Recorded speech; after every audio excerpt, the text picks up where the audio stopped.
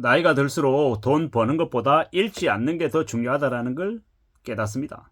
적은 금액이라도 꾸준히 버는 게 연금처럼 중요하죠. 적은 걸 소중하게 여기며 살아가야 됩니다. 그게 가장 현명한 삶의 모습이다라는 겁니다. 함부로 욕심 부리면 안 되고 또 욕심이 파멸을 부른다는 걸 너무도 잘 알고 있어야 됩니다. 정신을 바짝 차리고 살아가야 되죠.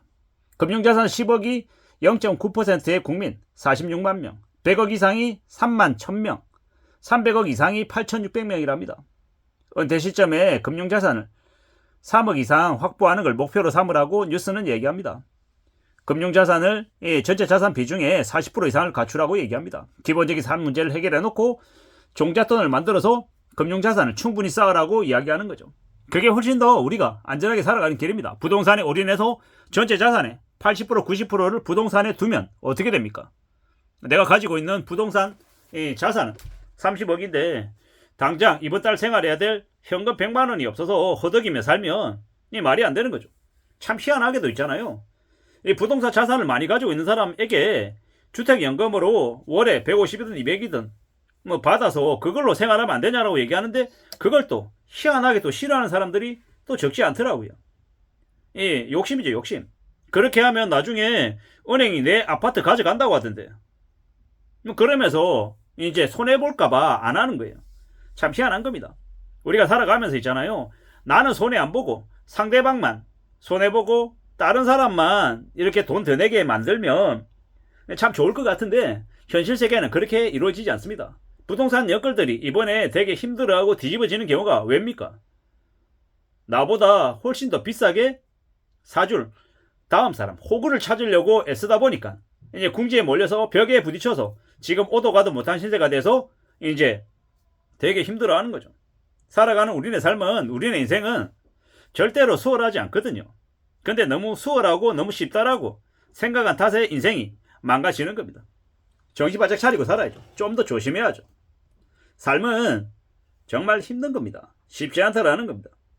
배당소득, 이자소득, 월세소득 뭐 여러 가지들을 갖추고 살면 좋죠. 근데 그러한 것들이 쉽게 이루어지는 게 아니라는 거. 하나씩 하나씩 갖추려면 정말로 고심하고 고민하고 또 신중하게 결정을 해야 된다는 겁니다. 정신 바짝 차리고 살아가야 되죠. 쉽지 않습니다. 금융자산을 가진 상위 10%가 2억 3천 정도 있다 뭐 이렇게 얘기하더라고요. 정확한 건 아닙니다. 어디서 들었습니다. 그러면 다르게 얘기하면 무슨 얘기입니까?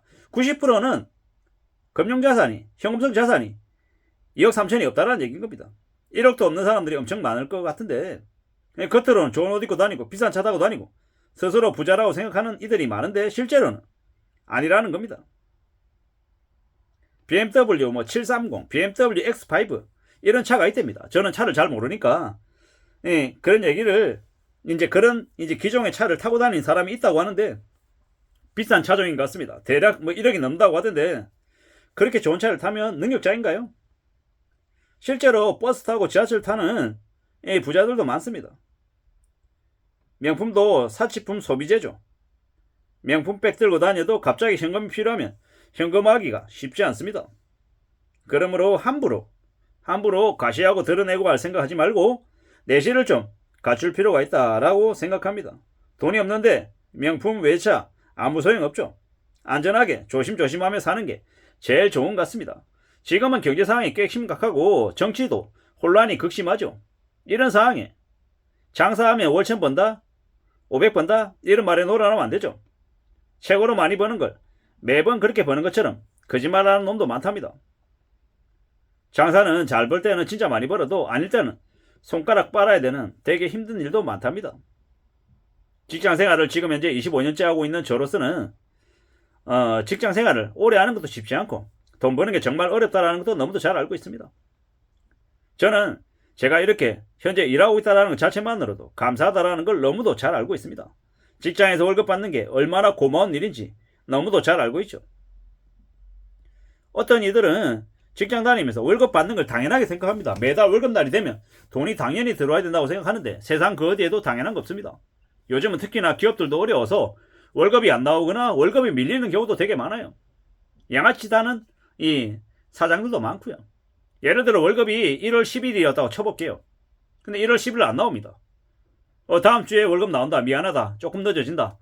그래 놓고 1월 31일이 다 돼가요. 미안한데 이번 달에 안 될 것 같아. 막 이렇게 얘기해요. 그러고 나다음에 나중에 2월 10일이 돼요. 그럼 한 달이 밀린 거잖아요. 2월 10일 월급이 들어와요. 그런데 한 달이 밀린 상태잖아요. 그리고 다음 달 또 3월 10일이 되면 월급이 나와야 되는데 3월 10일 안 나오고 한 3월 15일쯤 들어와요. 한 달 월급 밀린 상태에서 또 새로 받아야 될 월급조차 또 밀리는 거죠. 이렇게 하면서 한 달 줬다가 한 달 안 줬다가 한 달 줬다가 한 달 안 줬다가 이렇게 쌓이고 쌓였다가 3개월 되고 6개월 되고 1년 되는 이런 기업들도 적지 않습니다. 중소기업들요. 그래 놓고 나중에는요, 퇴직금도 안 준다고 하고 또 직원들에게 대출 받아오라고 얘기하는 그런 막장도 있어요. 제 친구 중에 한 명도 그랬어요. 어느 회사에 임원으로 들어갔어요. 처음에 들어갔더니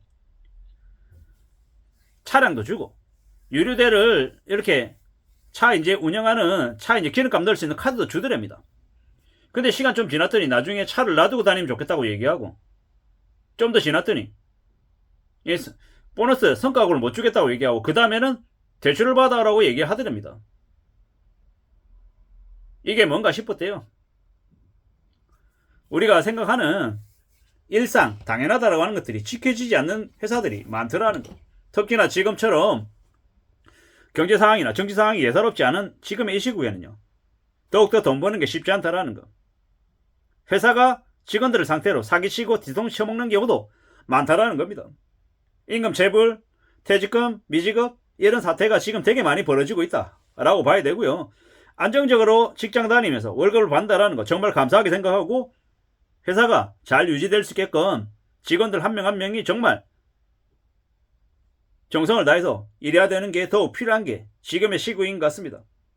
그리고 이 가게 생활에 있어서는 함부로 욕심 부리지 않고 어떻게 하면 잘 유지하고 잘 지켜나갈 수 있을지도 고민하고 또 자신의 삶을 잘 유지하기 위해서 현금성 자산을 최대한 확보하기 위한 노력들도 갖춰 나가야 될 것 같습니다. 그렇게 살아야 그렇게 지내야 우리의 삶이 유지가 되는 것 같습니다. 살아가는 삶이 참으로 쉽지 않습니다. 어렵습니다. 그래서 더욱더 마음을 굳게 먹고 살아가야 되고 우리의 삶을 지키기 위해서 돈을 버는 것보다 잃지 않는 것에 집중해야 되겠습니다. 돈을 잃지만 않아도 계속 쌓여가기만 해도 감사하고 대단한 일이고 고마운 일이다라고 생각해야 되겠습니다. 앞으로 우리가 살아가는 시대 일본처럼 과거 일본처럼 저금리가 되고 은행에 돈을 맡기면 예금이자를 받는 게 아니라 대려 보관료를 내야 되는 시대도 올 거라고 생각하며 안전하게 살 궁리를 해야 되겠습니다. 이상입니다.